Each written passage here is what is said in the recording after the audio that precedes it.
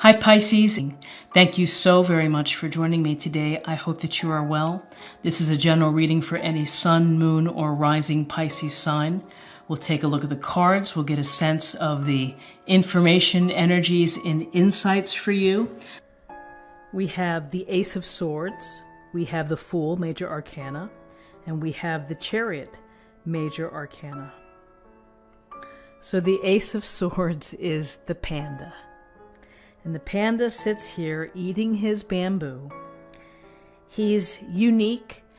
He's instantly recognizable.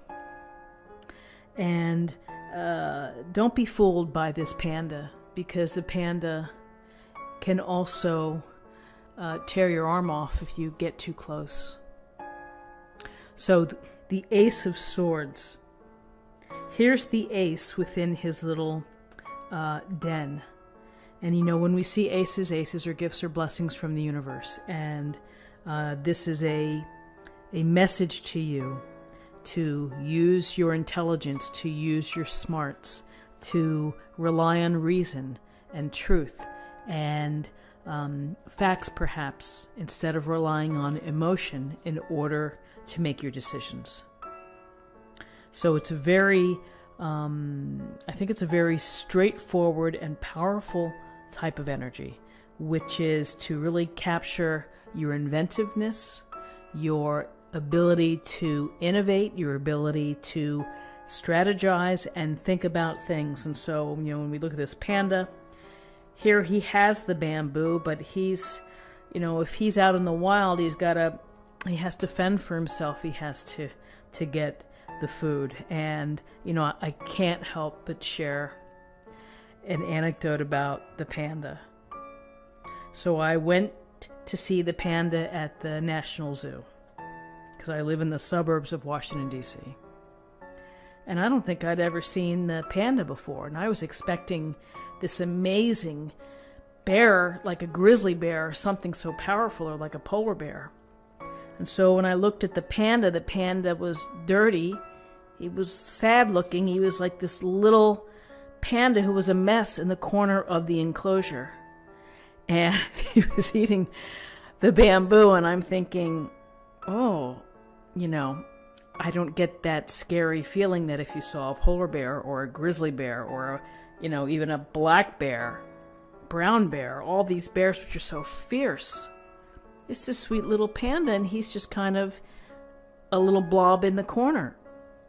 But again, if you read some of these anecdotes about pandas throughout the world, where people go up to them mistakenly and then get their arm ripped off. So, you know, very cute and symbolic of the friendship between the United States and China. We've done everything we can to try to ensure that they're not going to become extinct. How do we do that? We do that through thinking things through, trying to come up with ideas and situations that will save these beautiful animals. So with the panda and the Ace of Swords, really it's your unique talents in how you think and how you strategize and how you approach life. And so think about what's really there, the facts, and you know, just make smart decisions as you're moving through your day or through your weekend. So then we have the Fool. And here's the Fool, the grasshopper. We could talk about Kung Fu. We'll do that in another time. With, who is it? David Carradine, I think. So I love this because it's the leaping in the air. And you know, sometimes that's all we need. We need to take that leap of faith. We're going to take the leap, and maybe we're not going to wear the safety harness when we do the bungee cord thing. Well, not the best example, but you get my drift, which is sometimes we have to shake off the harness, take the leap, and whatever happens, happens. Because it's the excitement and it's the feeling of something new coming your way, a new opportunity. You know, here's the Ace of Swords, chances for new opportunities, new beginnings. Here's the Fool, literally taking the leap into something new for you.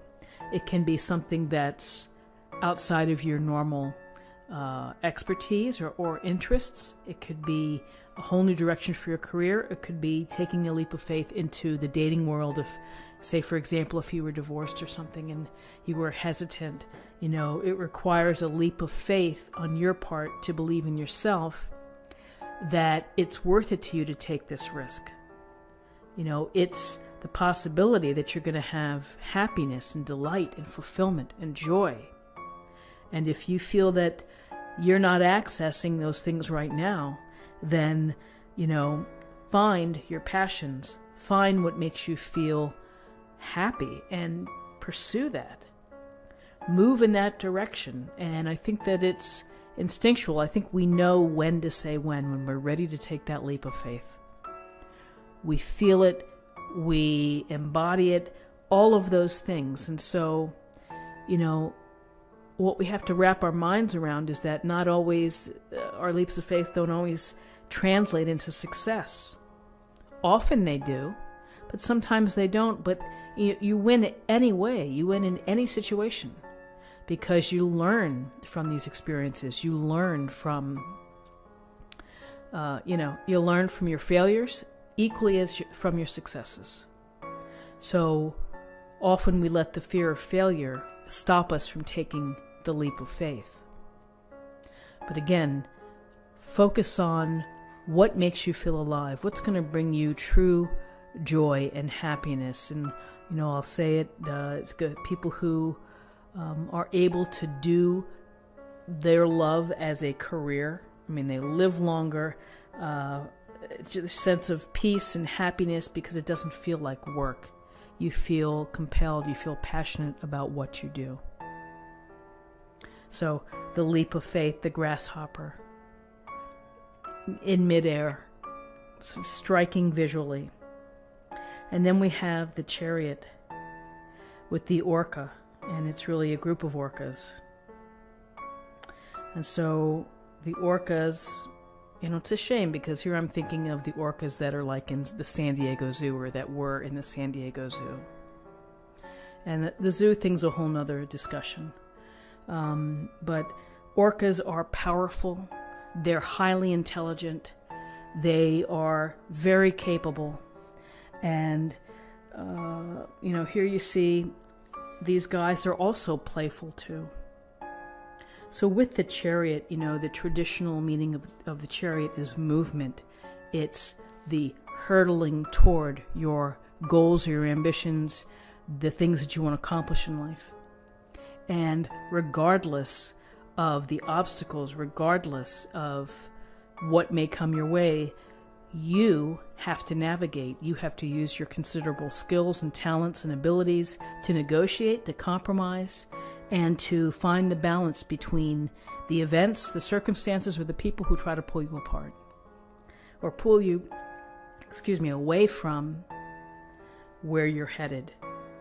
So there's confidence here, there's mastery, there's blinded faith in where you're headed. You're just charging right forward. You're in movement. Things are moving quickly. So what can we say here as we're looking at this spread where we have a leap of faith? We have the chariot of this movement. And the chariot also implies success, that you will have success, that you will be recognized as successful in whatever you've chosen to do.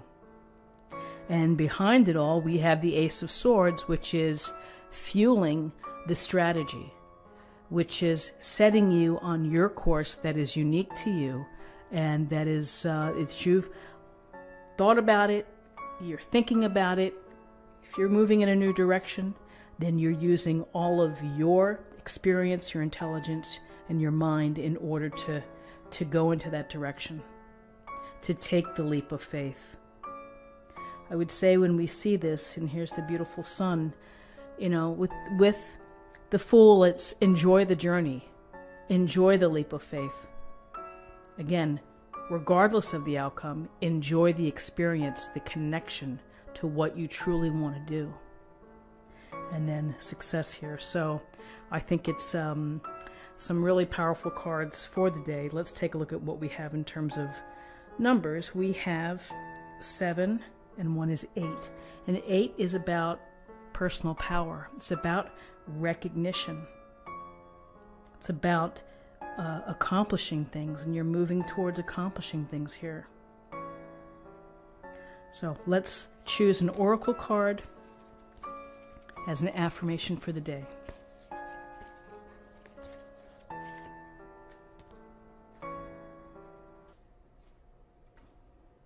Worry is a wasted emotion, and truer words have not been spoken. Is that when we sit and we worry about things that are maybe out of our own control, or things that haven't happened yet, that eats us up alive. And this is coming from someone. I used to worry a lot, and I don't know how I broke out of it, but it is a waste of your time. Don't worry before something happens. Just be in the present, where you are right now. Have faith in the universe. Have faith in yourself. It's easy to worry in these times of uncertainty, but there's no benefit to worrying. It's draining. It's exhausting. And worry about when the event happens, and then if you need to have a day of worry, then you'll worry, and then maybe you can move on to think of how you're going to resolve it or meet the scenario head on. So, I think it's a really powerful statement. Worry is a wasted emotion. Feel the emotion of the freedom that comes with making this leap. Feel the emotion and celebrate the feeling of movement, of pursuing what you want to pursue. So this is what I have for you for the day.